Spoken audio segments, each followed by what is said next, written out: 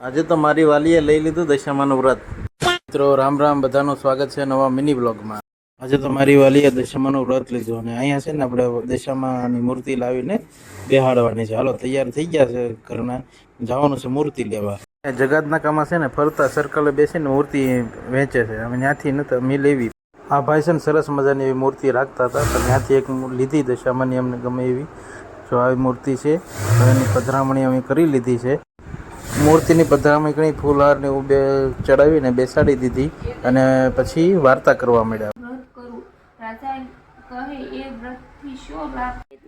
બસ પછી હું તે વાર્તા સાંભળવા બેસી ગયો પડખે અને આરતીની તૈયારી કરો. આરતી પૂરી કરીને નાસ્તો કરવા બેસી ગયા. નાસ્તામાં તો બટાટા રીંગણાનું શાક, ભાખરી ને ચા. નાસ્તો કરીને પછી નાની એવી રીલ ઉતારી નાખી, જે આપણે ઇન્સ્ટાગ્રામમાં આવી જશે.